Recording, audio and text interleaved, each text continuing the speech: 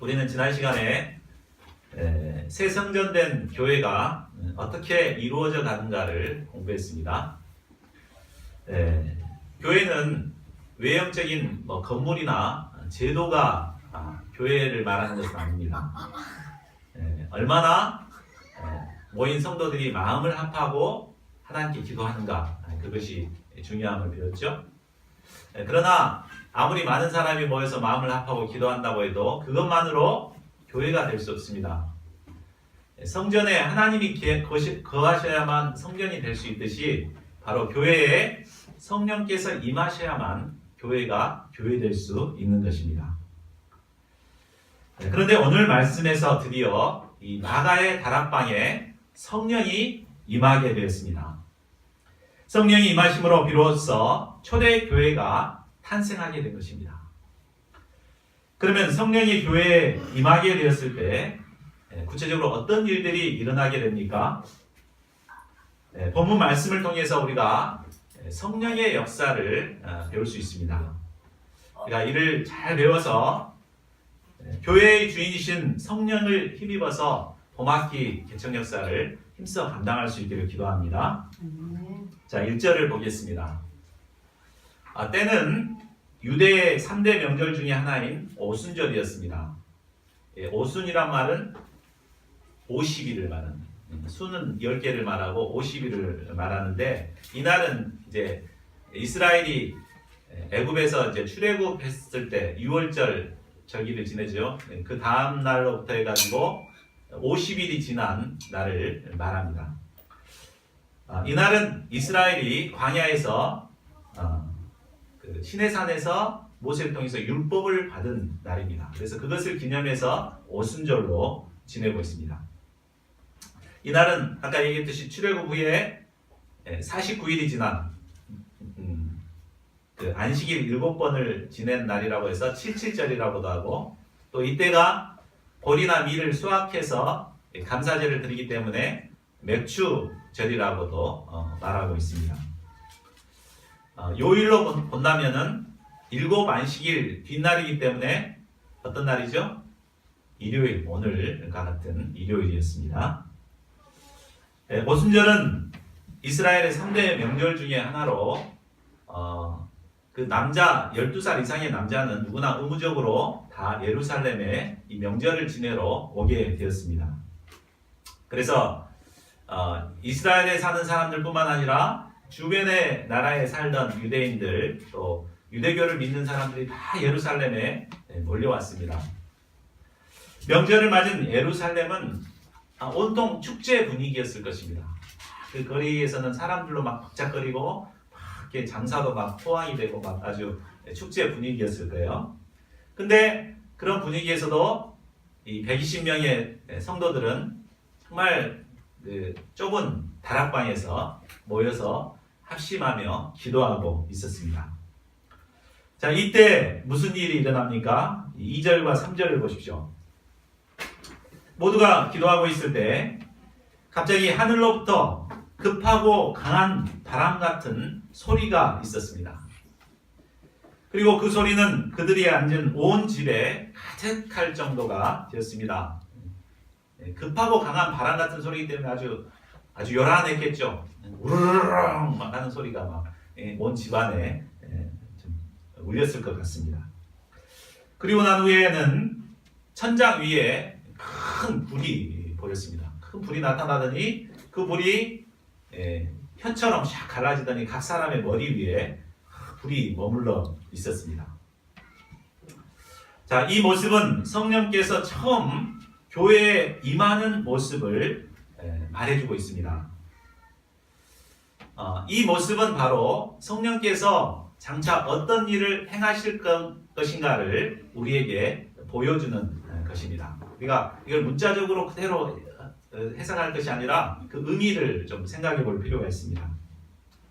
그래서 이 성령께서 어떻게 역사하시는가 그 특징을 보여주고 있는데, 크게 이제 세 가지로 우리가 살펴볼 수 있습니다. 첫째는 성령께서는 호련히 역사하시죠.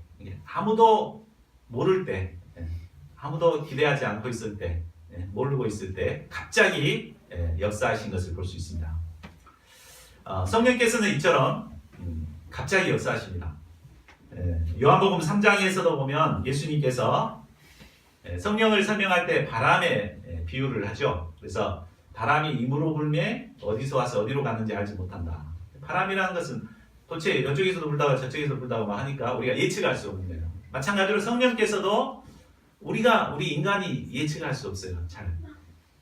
물론 어떻게 이제 구원의 역사에 우리가 믿고 강구는 하지만 구체적인 시간과 장소, 뭐 어떤 방법 이런 것들이 우리가 이제 생각지 않는 방법대로 역사하실 때가 참 많습니다. 우리는 당연히 이때 이렇게 역사해 주실 것을 기대하고 구하는데 전혀 그렇지 않을 때가 있습니다. 또 어떤 때는 생각지도 않고 있는데 갑자기 하나님 성령께서 역사하실 때가 있죠. 이처럼 성령께서는 임으로 역사하시는 분이십니다. 그러니까 우리가 이것을 잘 알아야 될 것 같아요. 내가 원하는 때 이루어지지 않았다고 해서 막 이렇게 실망할 것이 아니라 성령의 때를 기다리고 또 성령께서 역사하시고자 하신 뜻이 무엇인가를 잘 이렇게 예민하게 느껴야죠. 그리고 성령께서 역사하시고자 할 때 우리가 그 일을 이제 같이 순종해서 감당하고 그렇게 할 때 우리가 성령의 사람으로 쓰임 받을 수가 있게 되는 것입니다. 자, 둘째로 성령은 소리로 역사하십니다. 자, 2절에서 성령의 역사하심을 급하고 강한 바람이라고 그랬습니까? 소리라고 했습니까? 근데 많은 사람들이 급하고 강한 바람같이 역사하신다 이렇게 많이 이해하죠. 그래서 막 어떤 동영상 보면은 막 이게 장풍처럼 확 하면은 사람들이 막 쓰러지고 막 이런 것들 혹시 보신 분들이 있을 것입니다. 성령께서 그렇게 막 장풍처럼 바람처럼 역사하신다. 이 말씀에 나와 있지 않냐 이렇게 하는데 자세히 보면 바람같이 하는 것이 아니라 바람 같은 소리로 역사하십니다. 이때는 처음에 성령께서 임하시기 때문에 아주 큰 소리로 역사를 했습니다. 우르릉 막 하면서 온 집안이 흔들릴 정도의 큰 소리가 났습니다. 그런데 일반적으로 성령께서 역사하실 때는 아주 세미한 음성으로 세미한 소리로 역사하시는 분이십니다. 열왕기상 19장에를 보면 그 이세벨에게 쫓기던 엘리야가 그냥 굉장히 힘들어져갖고 죽고 싶다고 나를 죽여달라고 막 할 정도로 굉장히 힘들어져 있는 그가 회복되는 과정이 이렇게 나오고 있습니다. 그래서 하나님께서는 로덴나무 아래에 있는 그에게 먹이고 뭐 말시게 하고 또 잠재우고 그렇게 해서 육신의 회복을 시키시죠. 그러나 그것만으로는 회복이 안 됩니다. 그래서 이제 하나님을 영원의 인간인 하나님이 온전한 회복을 이루기 위해서는 이제 하나님을 만나야 되는데 이제 하나님을 만나기 위해서 그는 이제 40주야를 걸어서 호렙산으로 가게 되죠. 근데 그곳에서도 하나님을 만날 수가 없습니다. 그래서 이제 열왕기상 19장 11, 12절에서 그가 어떻게 하나님을 만나게 되는가 그것을 설명해 주고 있죠. 여기 보면 엘리야는 먼저 하나님 앞에서 바위를 부수는 크고 강한 바람을 보게 됩니다. 바람이 이렇게 세게 불어가지고 바위를 막 무너뜨릴 정도로 그런 강력한 역사를 보게 되는데 그 안에도 하나님은 보이지 않았다고 했습니다. 또 그리고 그 뒤에는 지진이 있고 또 그 뒤에 불이 있고 그랬는데 거기에서도 하나님을 보지 못했습니다. 그런데 결국 어떻게 하나님을 만나냐면 세미한 소리를 듣고 결국 하나님을 만나고 그가 회복되어서 다시 사명인의 삶을 살게 됩니다. 이처럼 성령께서는 막 겉으로 나타나는 그런 막 이런 역사를 이루신 게 아니라 우리에게 세미한 음성을 들려주십니다. 그러니까 우리가 막 눈으로 드러나는 거 이런 것을 막 보려고 하고 그것을 찾으려고 하고 그래서는 안 되죠. 우리에게서 성령께서 어떻게 말씀하시는가 그 세미한 음성을 세미한 소리를 듣고자 해야 합니다. 우리가 성령 말씀을 묵상하다 보면 때로 이 성령의 음성을 듣게 되죠. 어떤 사람은 우리 신승호 목자님 직접 음성을 들었다고 합니다. 어떤 사람은 이렇게 듣기도 하지만 그러나 우리의 마음에 생각나게 속삭이는 음성으로 우리가 들을 때가 있죠. 우리가 성경을 참 묵상하다 보면 나에게 이 말씀을 통해서 하나님께서 계시하고 말씀하실 때가 있습니다. 우리가 이런 음성의 귀를 기울여야 돼요. 다른 막 눈에 보이는 거 이런 거 찾아다닐 필요가 없고 이 성령의 음성에 소리에 예민하게 귀를 기울여야 합니다. 그리할 때 우리가 성령의 인도하심을 받게 되고 성령의 사람들이 될 수 있는 것입니다. 자, 셋째로 성령은 불과 같은 역사를 이루십니다. 3절을 보십시오. 급하고 강한 바람 같은 소리로 임하신 성령님께서는 이제 불의 모습으로 각 사람들 머리 위에 임하셨습니다. 성령이 불의 모습으로 나타나신 것은 앞으로 하실 성령의 사역이 바로 불과 같은 사역인 것을 보여주고 있습니다. 자, 불은 어떤 역할을 합니까?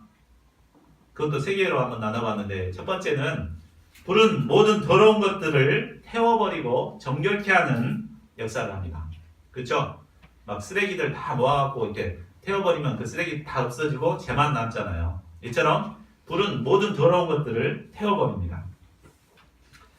이사야 6장 5절과 6절을 보면 이사야는 성전에 임재하신 그 하나님 앞에 자신의 입술이 얼마나 부정한 것인가를 깨닫고 막 두려워합니다. 그때 이제 천사가 제단 숯불, 불에 탄 숯불을 갖다가 그 입에다가 이렇게 대죠. 그러니까 그 추하고 더러운 죄들이 깨끗하게 씻어지고 정결하게 되었습니다. 이것은 바로 성령의 역사를 보여주는 거거든요. 성령께서 역사하시는데, 성령께서 역사하시면 우리 내면의 모든 추악한 더러운 죄들을 태워버리시고 깨끗게 하는 역사, 정결하게 하는 역사를 이루십니다. 둘째로 불은 차가운 것을 따뜻하게 해주는 역할을 하죠. 아무리 추운 날씨에도 냉기가 가득한 방에 있다 하더라도 그곳에 이제 난로에 불을 떼면 훈훈해지잖아요. 이처럼 이 불은 열기를 내면서 모든 차가운 것들을 따뜻하게 해줍니다. 아무리 스코리지처럼 정말 그 차가운 가슴을 가진 사람이라도 성령께서 한번 역사하시면 그가 정말 온유하고 따뜻한 사람으로 변화가 되는 것입니다.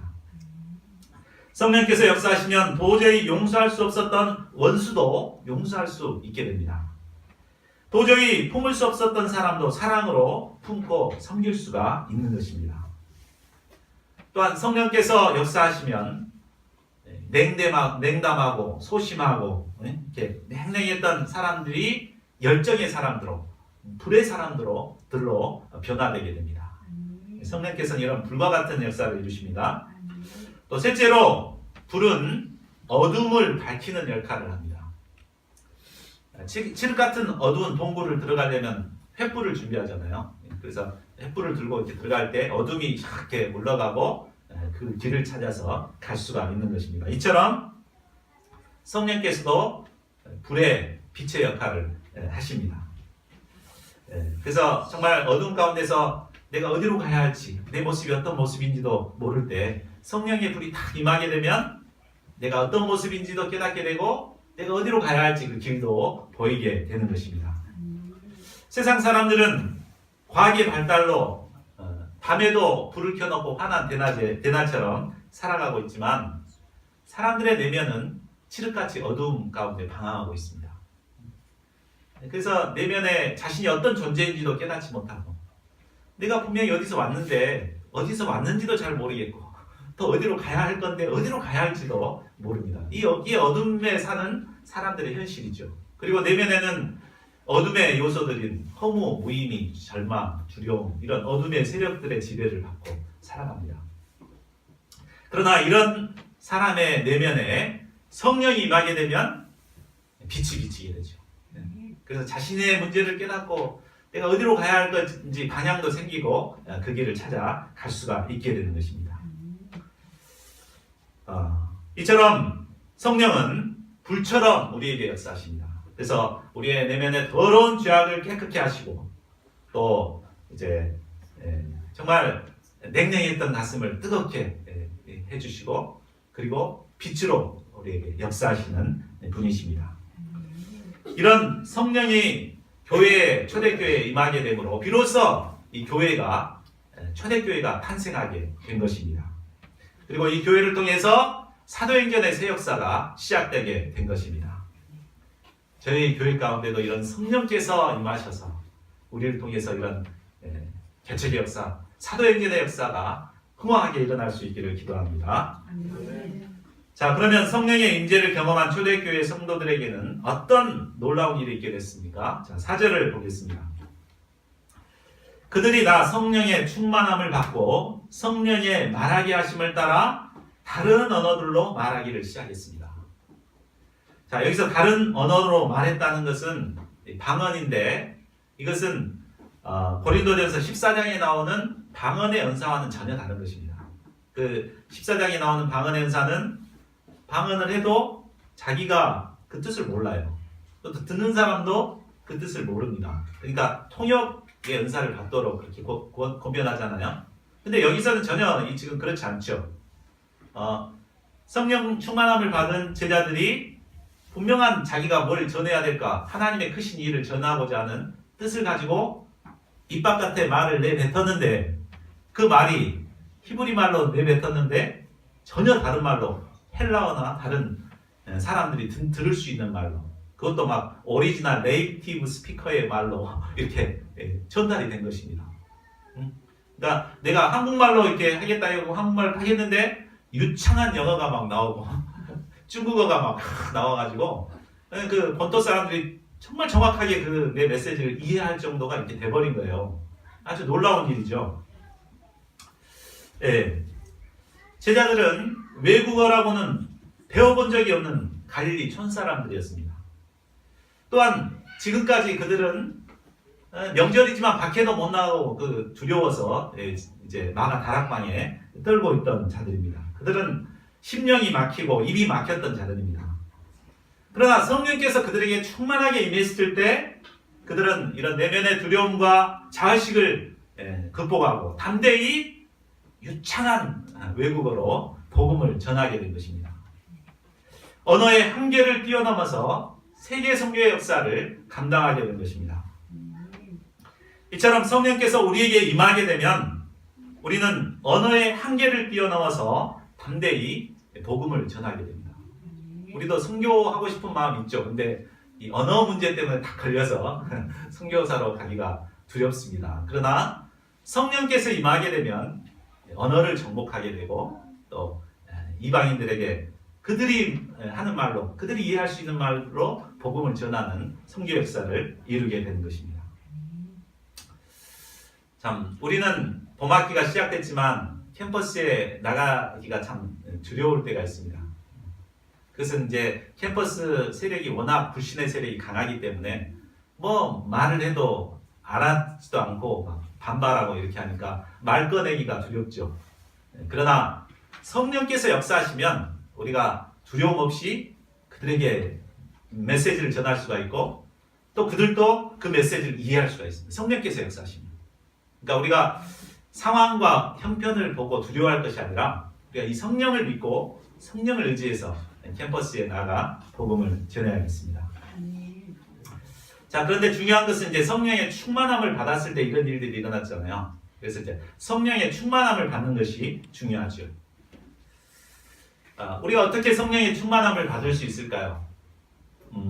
여기서 성령의 충만함은 1장에서 말했던 그 성령 세례와는 다릅니다.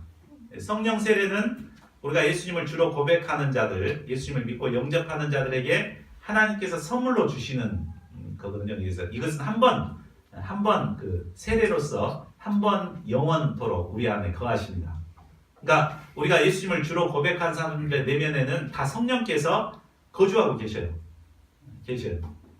근데 이제 문제는 뭐냐면 이 충만하게 거주하지 못하는 것, 이것이 문제입니다. 예수님, 그 성령께서 내 안에 충만하게 거하셔야지 이런 능력의 역사를 이루게 되는데 그러지 못하고 성령께서 자기 한쪽 구석지에 이렇게 있기 때문에 결국 우리가 무력하게 성령을 받았음에도 불구하고 무력하게 살아가는 것입니다. 예, 성령이 충만하다는 것은 막 넘치도록 가득 채워진 것을 말하거든요. 성령께서 내 안에 가득 채워질 때 나를 통해서 이런 역사가 일어나는데 우리가 그런 충만함은 받지, 성령을 받긴 받았는데 충만함을 받지 못했기 때문에 그렇거든요. 야, 우리가 어떻게 성령의 충만함을 받을 수 있을까요? 그것은 왜 성령께서 내 안에 충만하게 거하지를 못하는가, 그 이유를 먼저 생각해 볼 때 방법이 나옵니다. 성령께서 내 안에 충만히 거할 수 없는 이유가 뭡니까? 그것은 내 마음속에 세상 것들, 자기 생각들, 헛된 것들이 가득 차 있기 때문에 그렇습니다. 자기 욕심, 이기적인 생각, 이런 것들이 가득 채워 있어서 도저히 하나님이 거할 수가 없어요. 그것이 막 꽉 막고 있기 때문에. 또 두 번째로는 자기가 주인이 돼가지고, 자기가 왕이 돼가지고, 성령께서 왕이 돼서 우리를 다스려 주셔야 될 텐데, 자기가 왕이 돼서 자기가 교만하게 이제 막 판단하고 자기 생각대로 이렇게 살아가는 거예요. 그러니까 성령께서 도저히 우리 마음에 충만히 임할 수가 없는 거죠. 그래서 한쪽 귀퉁이에서 그냥 말할 수 없는 탄식으로 그냥 우리를 위해서 그냥 불쌍히 여겨주셔서 기도하고 계셔요 지금. 우리가 성령의 충만함을 받기 위해서는 내 안에 있는 그것들을 몰아내야 됩니다. 정말 회개로 내 안에 쌓여있는 더러운 죄악된 생각들, 이기적인 욕심들, 자기 생각들, 이런 것들을 회개의 쟁기로죠. 그래서 비워놔야 되죠. 그리고 왕의 자리에서 내려와서 성령을 왕으로 모시고 성령의 다스림을 받는 것입니다. 그렇게 할 때 성령께서 내 안에 충만하게 임하게 되시는 것입니다. 그럴 때 충만한 성령의 임재를 통해서 이렇게 능력의 역사를 이루었던 제자들처럼 우리도 그런 성령의 능력을 이룰 수가 있는 것입니다. 저희 모두가 이 성령의 충만함을 덧입을 수 있게 됩니다. 우리의 헛된 것들 싹 몰아내고 성령을 주인으로 모셔드리는 가운데 성령의 충만함을 덧입는 저희 모두가 될 수 있기를 기도합니다. 자, 13절을 보십시오. 제자들의 이런 모습을 보고 어떤 이들은 세술에 취했다고 조롱했습니다. 술 취하면은 보통 어떻습니까? 경찰 계시니까 밤마다 술 취해갖고 들어오는 사람들 참 많잖아요. 보면은 막 담대하죠. 막 내가 누군지 알아? 전화 한 통화면 너 끝이야. 그러면서 이렇게 하잖아요. 큰 소리를 치고 막 자신감이 막 넘치고 또 어떤 사람 막 기분이 좋아갖고 막 희죽희죽 웃고 막 춤추기도 하고 그러잖아요. 그러니까 어떤 면에서 제자들의 모습을 보니까 술 취한 사람하고 비슷한 거예요. 막 담대하게 막 말하고 막 기분 좋아서 막 즐거워서 싱글벙글. 저 사람들 도망다니던 사람들 뻔한데 저렇게 싱글벙글하니까 뭐 잘못된 거 이상한 거. 그러니까 술 취한 사람 같지는 않고 그러니까 뭐 새술 같은 이상한 똥 맞아 갖고 저렇게 한 거 아닌가 이렇게 이제 조롱을 했습니다. 자, 누군가가 성령의 역사를 가리키면서 술 취했다고 조롱하게 되면 화가 나서 감정적으로 대하기 쉽습니다. 네가 뭘 한다고 그래 하면서 이제 하기 쉬운데 베드로는 아주 차분하게 자신들이 술 취한 것이 아니라는 것을 논리적으로 설명을 합니다. 우리 15절을 보십시오. 자, 그때의 시간은 유대 시간으로는 3시라고 했는데 우리 시간으로 하면 아침 9시를 말합니다. 아침 9시에 술 취하고 술주정하면서 우리 오는 사람들 있습니까? 없잖아요. 술 취할 리가 없다고. 그리고 유대에서는 아침에 술을 먹는 것이 금지되어 있거든요. 그럴 일은 논리적으로 생각해 볼 때 술 취했을 리는 전혀 없다. 이렇게 설명해 준 다음에 왜 이렇게 되었는가를 이제 설명을 해줍니다. 이 요엘서 말씀을 기초로 왜 이런 일들이 일어났는가를 설명해 주죠. 우리 17절을 우리 다 같이 한번 읽어보겠습니다. 자, 시작. 하나님이 말씀하시기를 말세 내가 내 영혼을 모든 육체에 부어주니 너희의 자녀들은 예언할 것이요 너희의 젊은이들은 환상을 보고 너희의 늙은이들은 꿈을 꾸리라. 여기서 말세란 예수께서 승천하시고 다시 재림하실 때까지의 그 기간을 말세라고 합니다. 우리가 사는 이때도 말세고 제자들이 복음 역사 섬겼던 그때도 말세고, 말세의 초기겠죠. 우리는 이제 갈수록 말세 지말을 향해서 가고 있는데 지금도 말세입니다. 그리고 여기서 모든 육체라는 말은 바로 예수님을 주로 고백하는 모든 사람들을 말하고 있습니다. 구약에서도 성령께서 역사하셨습니다. 근데 그때는 특별한 사람에게만 특별한 때에 역사하셨습니다.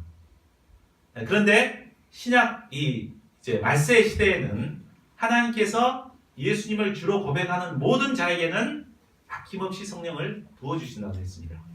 예수님을 주로 고백하는 자들에게 다 성령을 아낌없이 부어주셔요. 그러면 이 성령의 부음을 받은 자들에게 어떤 현상이 나타나게 됩니까? 이 지금 세 가지로 구별해서 또 설명을 하고 있죠. 자, 첫째는 자녀들은 예언을 하게 됩니다. 여기서의 예언은 바로 하나님의 계시를 말하는 것으로서 계시의 말씀인 성경의 진리를 증거하는 것입니다. 어린이들이 성경의 말씀을 오히려 막 가르쳐 부모님들한테 성경에 이렇게 나왔는데 왜 엄마는 그래? 막 이렇게 가르치고 이런 예언의 역사들이 일어나게 되는 것입니다. 얼마 전 저희 교회에 방문한 그 드림 스타트 사업을 하는 공무원이 한 분 이렇게 찾아오신 분이 있어요. 그분은 그 소외계층 어린이들을 돕는 일을 전담하고 있더라고요. 근데 자기가 돕는 어린이들을 보면 순천에서도 학교 갈 나이, 초등학교 갈 나이가 됐는데 말을 못하는 애들이 많답니다. 그 이유는 부모들이 방치를 해놓기 때문에 애들한테 스마트폰 맡겨놓고 텔레비전 보고 하면서 일하러 가버리니까 그것만 보고 있다가 얘들이 말을 못하는 거예요. 그러니까 말 못하니까 학교 보내봤자 왕따 당하니까 보낼 수도 없고 그런 애들을 이렇게 돕는 거예요. 요즘 애들 참 문제죠. 스마트폰에 중독이 되고 막 게임 중독이 되고 이런 애들. 그래서 공부도 못하고 이런 애들이 많습니다.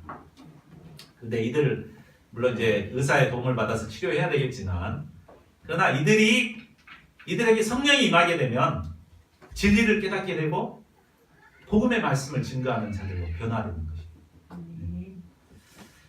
또 두 번째로는 청년들은 환상을 보게 된다고 했습니다. 여기서의 환상은 영어 성경에 보면 비전으로 나와 있죠. 비전은 하나님께서 우리에게 주신 비전입니다.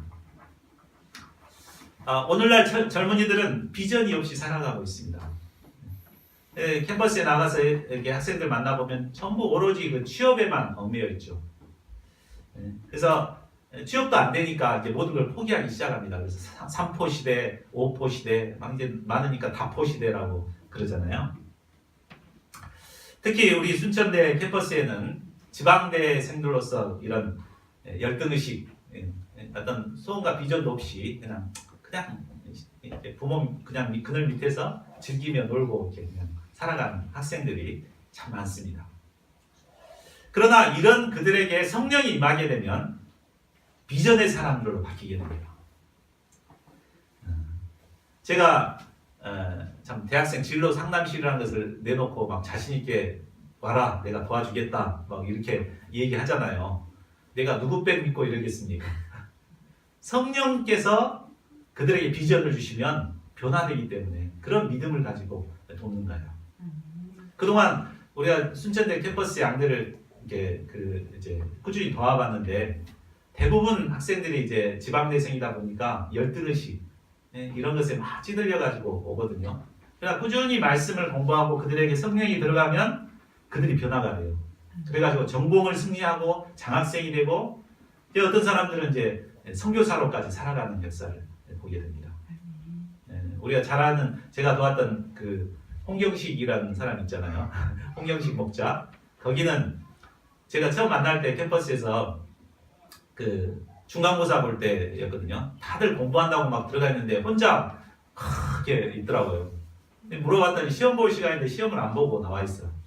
이제 시험 안 보고 자기는 그냥 전공도 안 맞고 하니까 산에 들어가서 그 염소나 키우겠다고 그렇게 하더라고요. 근데 이런 사람 달래가지고 성경 공부를 이제 했죠.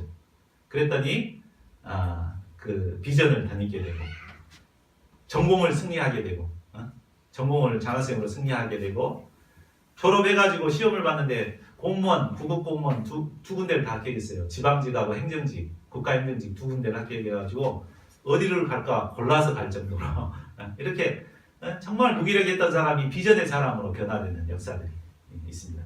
그러니까 제가 이것을 믿기 때문에 이 방황하는 영혼들 내가 도와줄게 와라 이렇게 한 거예요. 성령께서 역사하실 때 이런 젊은이들이 비전의 사람들로 변화될 것을 믿습니다. 예, 참 이 시대는 비전을 갖기가 어려운 시대입니다. 많은 사람들, 많은 젊은이들이 모든 것을 포기하고 살아가고 있습니다. 그러나 아무리 시대가 어둡고 절망적이라 할지라도 성령께서 임하시면 달라지게 됩니다. 아무리 꿈과 비전 없이 살아가는 청년일지라도 성령께서 임하게 되면 꿈과 비전의 사람으로 변화될 것입니다. 그리고 운명적인 상황을 이기고 어두운 시대를 이기고 승리하는 비전 넘치는 삶을 살게 됩니다. 우리가 이 성령을 믿고 의지하는 가운데 캠퍼스의 양들을 섬길 수 있기를 기도합니다. 자, 셋째로 늙은이들은 꿈을 꾸게 됩니다. 늙은이들은 대부분 평안한 노후를 보내며 살다가 생을 마감하는 것을 소망합니다. 우리 50대가 넘어가면 참 푸른 자연이 마당이 있는 집에서 텃밭을 가꾸고 이런 전원주택에서 살아가는 거, 이게 로망이더라고요. 다. 그래서 고향 근처에 어디 싹이에 땅 나온 데 없나 이런 거 많이 봅니다. 50대 지나면 이렇게. 그러나 그것이 참 행복할 것 같지만 그렇게 살기도 참 어렵고, 그렇게 산 사람도 얼마나 외롭겠어요. 거기서 사람도 없고. 결국 무의미하게 그렇게 살다가 이제 인생을 마감하는 것이 일반적인 어른들의 삶입니다. 그러나 이런 늙은이에게 성령이 임하게 되면 어떻게 됩니까? 바로 젊은이처럼 꿈을 꾸게 됩니다. 그래서 젊은이와 같은 새로운 일에 도전을 하게 되고 청년과 같은 활기찬 삶을 살게 됩니다. 우리 오늘 처음 참석하게 되는 우리 안드레의 아버지가 최베드로 선교사님이신데, 그분은 한국에서 교사였죠. 체육교사였습니다. 그래서 정년퇴직을 하셨어요. 그러면은 정년퇴직하면 62세잖아요. 만 62세인데 그 나이에 선교사로 이렇게 신청을 했습니다. 그래서 필리핀 코이카 선교사로 신청을 해가지고 합격하고 지금은 마닐라에서 영어 공부하고 현지어인 따가라까지 공부하고 있습니다. 그래서 다음 8일이면 이제 현지에 나가서 현지 어린이들을 그 나라 말로 돕고 또 선교 역사를 이루는 역사를 이루게 됩니다. 어디 60세 넘은 사람이 이렇게 할 수가 있겠어요? 그러니까 성령께서 임하니까 이런 역사를 이루게 됩니다. 우리 그 안에는 이런 사람들이 너무 많죠. 우리 광주 일부의 이민삭 선교사님도 은퇴한 뒤에 가서 지금은 교수가 돼가지고 키르기스탄 교수가 돼가지고 이렇게 섬기고 있잖아요. 또 우리 사무엘 선교사님이라든지 이사무엘 선교사님, 거기서도 은퇴하시고 난 다음에 70세가 넘으셔가지고 이렇게 하고 계시고, 그런 역사들이 우리에게 일어나는 것입니다. 우리가 성령을 덧입게 될 때 정말 그 나이를 잃고 이렇게 늘 꿈을 꾸며 비전 가운데 살아갈 수가 있게 되는 것입니다. 제가 성령의 충만함을 덧입음으로 이런 삶을 살아갈 수 있기를 기도합니다. 지금은 말세인 성령의 시대입니다. 그러나 이런 시대가 영원히 지속되지만은 않습니다. 요엘 선지자는 마지막 때 일어날 일에 대해서도 예언하고 있습니다. 우리 19, 20절을 보십시오. 자, 이 말씀은 최후에 있게 될 종말과 심판에 대한 내용입니다. 주의 크고 영화로우신 날이 이르기 전에 이 땅에는 반드시 하나님의 심판이 있게 됩니다. 초자연적인 하나님의 역사로 인해 피해 심판이 일어나고 불과 연기로 모든 것이 파괴될 것입니다. 전원주택 지어놔봤자 그때 되면 다 재가 됩니다. 해가 변하고 어두워지고 달이 변하여 피가 되는 전 우주적인 최후의 심판이 도래하게 됩니다. 이런 심판이 있은 후에는 주의 크고 영화로운 날이 오게 됩니다. 바로 새하늘과 새 땅이 창조되고 우리는 그곳에서 영원한 하나님 나라에서 예수님과 함께 영원한 동락을 누리게 되는 것입니다.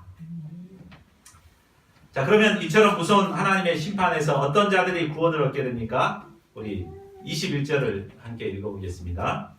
시작.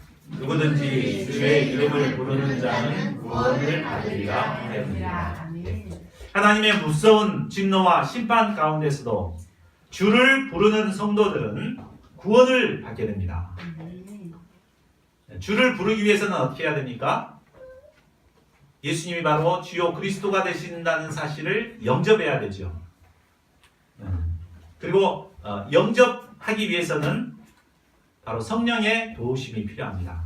우리 고린도전서 12장 3절에 보면 어떻게 나와 있습니까? 성령으로 아니하고는 누구든지 예수를 주라 고백할 수 없다고 그랬죠. 그러니까 성령께서 역사해야만, 전에는 도저히 믿을 수가 없었는데 성령께서 역사하시면 예수님이 바로 하나님이시고 그리스도시라는 사실을 영접하게 되고 또 내 입술로 고백하게 되는 것입니다. 이런 자들이 구원을 받게 되는 것이에요. 그러니까 결국 우리가 구원에 이르는 것은 이런 성령의 역사를 통해서 이루어지게 된다는 것을 보여줍니다.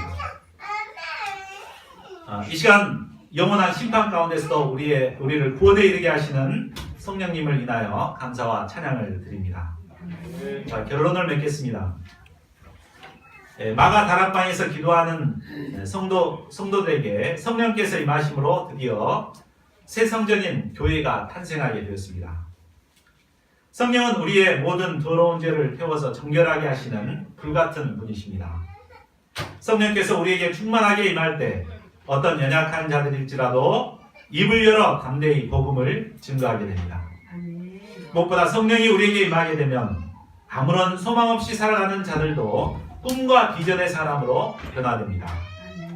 우리에게 임하신 이 성령님은 연약한 우리들이 복음 역사를 섬길 수 있도록 하는 능력의 원천이 되십니다. 저희 모두가 우리에게 임하신 성령을 충만하게 덧입을 수 있기를 기도합니다. 그래서 봄학기 꿈과 소망을 잃어가는 캠퍼스 영혼들을 주님께로 인도하는 삶을 살 수 있기를 기도합니다. 네, 요절 말씀 17절을 같이 읽고 우리 기도하는 시간 갖겠습니다.